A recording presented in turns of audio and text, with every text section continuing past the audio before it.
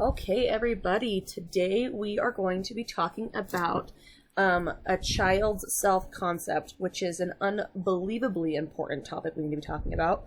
Um, excuse me. With that being said, I do go into a lot more detail on this topic when I'm in class, but since I really don't feel very good and I have very low energy, I'm going to kind of go through just the basics for this. And maybe when I come back to class, if you guys want to hear my stories, I can tell you my stories, but I'm not going to sit and tell all my stories today over this video. So, let's get started. We were gonna stand up in class and we were gonna sing a song, which was gonna be really fun, and we were gonna sing If You're Happy and You Know It. But since I'm not there and I can't lead this lovely little song and dance number, we will not do that. So let's talk about the definition of self-concept. Self-concept is the total picture of what we think we are as a person based on our looks, characteristics, traits, abilities, etc. So your self-concept it's deep, okay? Not only does it take what you see in the mirror, but it also takes how you feel about yourself, your talents, your relationships, your experiences as a child, your friends, your family. It all goes super, super deep. And so if you think about all of the working parts of a child's self-concept, you realize how important it is that we feed that self-concept properly and that they are able to have a high self-concept, because our experiences, our talents, our friendships, our families, our embarrassing moments, our teachers, and then also how we look at ourselves in the mirror and that kind of stuff, it all feeds into our total picture of what we think we are as a person. And it's a big deal. It follows you into your entire life. So as an example, I was going to tell you guys some stories today, but I will save these for another time. You'll have to remind me when I get back, and if you want to hear them, I'll tell you these stories. But I had a very, very, what's the word? I had a very interesting childhood, and I had a lot of things happen to me when I was a kid that really, really hurt my self-concept. And it made it really, really hard for me to learn to love myself and learn that I'm good enough. And I had a lot of childhood trauma that definitely I pushed under the rug, and I ended up actually having to go to therapy later in life to try and solve a lot of the things that had happened to me as a kid because of my self-concept was so damaged. And I was going to tell you guys some stories about that today, and just kind of some defining moments I had as a child. And but I don't really want to tell them without you guys being able to see me, so if you want to hear them, just remind me when I get back. But I was going to tell you a story about a 50s stomp, a story where I was manipulated into choosing a friend, a story where my entire classroom when I was in 6th grade chanted "Melissa is gross" while I cried in the corner, a story where I would do absolutely anything for friends and it didn't matter what. I was a pawn in their little games. The night that I lost all of my friends. I was going to tell you a story of my college roommates who definitely caused some damage to me. And then I was going to show you this video. So when I'm screen recording like I'm doing right now, for some reason if I click on an external video, it stops working and it kind of makes my video stop. So I'm going to put this link in Canvas for you to watch. And I just kind of want to challenge you guys to this. This is one of my favorite videos to watch because this little girl has got it going on. She knows what life's about, and she has figured it out already at the age of what? She's 4 years old, 5 years old. And her energy and her attitude just makes me so happy. And I want you guys to watch this video and just, if anything, put a smile on your face and maybe challenge yourself to do some version of this in the mirror when you go home. That would make me very happy. Okay. So there are 4 areas of development for a child and for a human being, really. Physical, cognitive, emotional, social, there's 5 areas, and moral. And these are our 5 areas of development. Sorry, guys. One of my symptoms so far with the COVID is I have a really nasty cough, and when I start to talk, it kind of gets aggravated, so I apologize. but these are the 5 areas of development, and as we nurse all of these 5 areas, we become a fully well-rounded person. And so you can be the issue that we find is that someone can be really really physically well developed, and they can be really cognitively well developed, but maybe they're socially not really developed, and that causes some issues.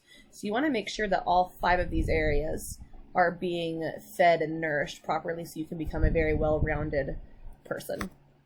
So let's talk about some characteristics of positive self-concept in kids.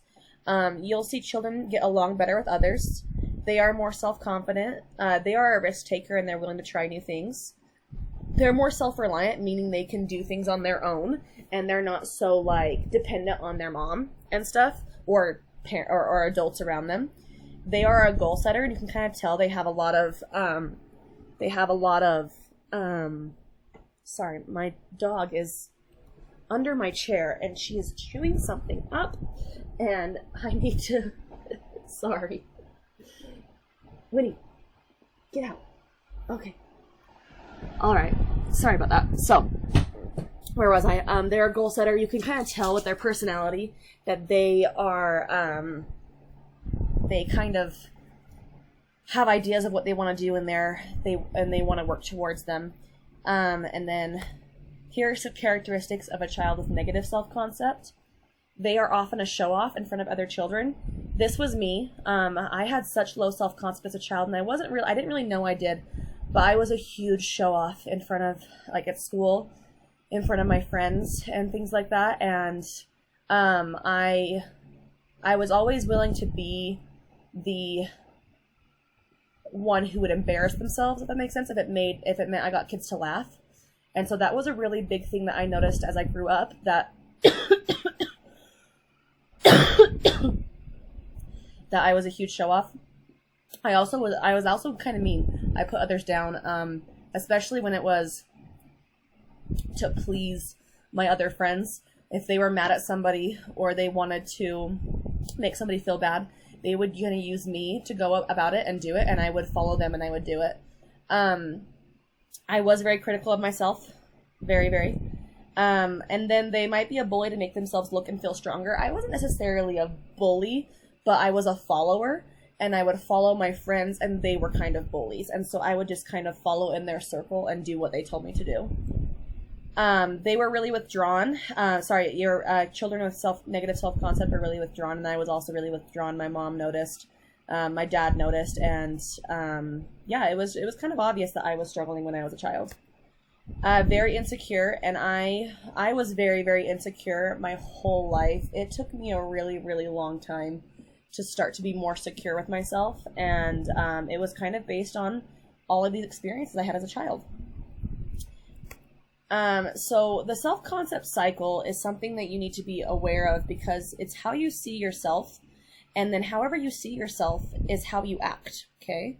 So if you see yourself as a very confident, high self-esteem, high self-concept person, you're going to act like that, which is going to have other people see you like that, and they're going to react to you like you have high self-concept, and it's going to feed, and it's going to be better, and you're going to see yourself as a confident person. If you see yourself as a person with low self-concept, you don't like yourself, you hate yourself, you tear yourself apart, you eat yourself up, that kind of stuff, your actions are going to show that. You're going to show that you're insecure. It's going to show that you are afraid, that you have all these issues, and then other people are going to see you like that, and they're going to react the same way, and it's a cycle. And so you want to be able to feed a child's positive self-concept in the proper way so that they are able to go through the cycle the correct way, and it's healthy for them, and they have a healthy outcome instead of an unhealthy outcome. What affects the development of high self-concept or low self-concept? The individual's self-perception, verbal and nonverbal communication with self and others, and positive and negative interaction with others, the environment, and the media, including social media. And these are all things that affected me as a child that kind of put me in a really, really bad light of myself. And if there's anything that I can take from my childhood and put on to these beautiful little children I have in my life now, I want them to love themselves. I don't want them to ever have the amount of hate for themselves that I had for myself. And I just wish so badly that I didn't waste those years just hating myself so badly that I just feel like I wasted a lot of time, and I wasted a lot of good memories and a lot of things that I could have experienced because I was so worried and so insecure. And I had such terrible friends that did not help that process. And I really hope that I'm able to take those experiences that I had and help the little ones in my life to hopefully they have a better experience. So how can you promote high self-concept in children? You can let children know that their behavior is appropriate. Allow children to make choices. Personal decision making. This is actually a really, really big thing that really, really helps children. Allow them to make choices. Allow them to be involved in things. Allow them to pick out their outfits every once in a while. Do their own hair, even if it looks absolutely terrible. Let them enjoy that. Let them go out and kind of have control in their appearance. It's a big deal for them. Let them choose what they want to eat for dinner every now and then. Let them have choices and self-control in their life. It is a huge self-esteem builder for them. Support them as they try new things. Allow for personal independence. Don't smother your children. Let them grow. Let them have some time to have a little bit of freedom and to be able to learn how to do things on their own. And praise them when they learn how to do things on their own. Encourage the development of skills and talents with them, etc. These are all really great ways that you can help a child develop their self-concept into a positive way. I was going to do a little activity with this balloon, but since I'm not there, I can't, so we're just going to skip through it. And here is going to be your assignment for the day, for what I want you guys to do remotely this week. You can choose any parent in your life. It can be an aunt, an uncle, a neighbor, a person in church. It can be a sister, a brother. It can be your parent. It can be a grandparent. It can be a teacher. It can be any parent that you know in your life, okay? And it can be a new parent. It can be a parent who has a lot of children. It can be a parent that has one child. It can be grandparents who all their children are grown and all that kind of stuff. It can be anyone, okay? The parent you choose can have any number of children, and the parent you choose can be young, a new parent, or a seasoned parent with many years of experience. You're going to ask the parent the questions on the interview sheet and write down the answers. You need to make sure you fill in the what I learned paragraph at the end. So let me show you this assignment. Stay on the screen. Okay, so here it is. This is the assignment. So this is on Canvas. What I want you to do is I want you to just take this paper and you're going to pick your parent and you're going to write your name right here. So as an example, I'm going to write my name, okay? Say I'm interviewing a parent, okay? And then I'm going to write whether you're in whatever period you're in.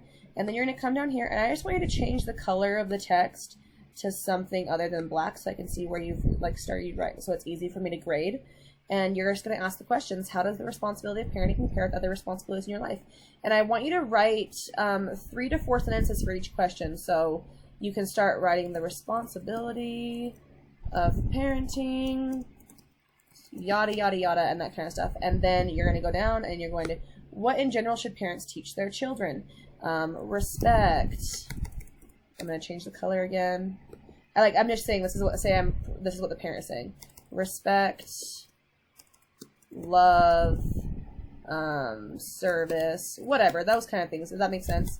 What have you learned from your children? I want pretty in-depth answers. Like if you write, this is what's going to make you lose points, okay? This is an example. In what general should parents teach their children? Respect. What have you learned from your child? Unconditional love. What do you enjoy about parenting relationship? Spending time with my kids.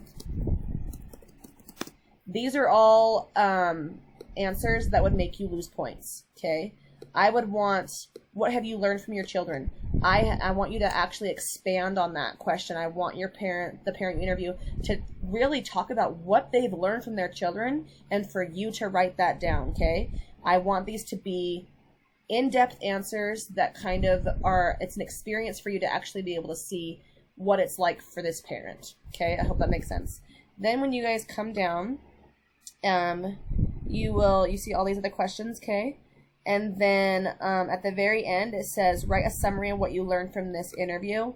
I want this to be at least 2 paragraphs, okay, of what you learned. And if it's anything less, you will lose points. And then obviously, I have your parent sign this with the age, but since I can't have them sign it because I'm going to do this electronically, just have them fill in their name and their age, just because I want to see kind of what age they are as a parent.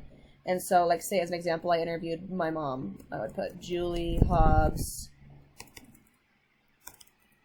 I can't even spell my own name. Julie Hobbs, and she is 55, I think. And then that would be that. Okay, and then I would save this document.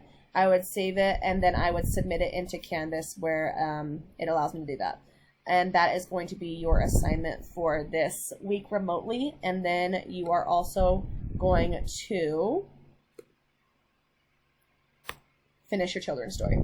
So that's what you're going to do in the class the rest of today, is finish your children's story while I'm not there, and then work on your parent interview remotely this week.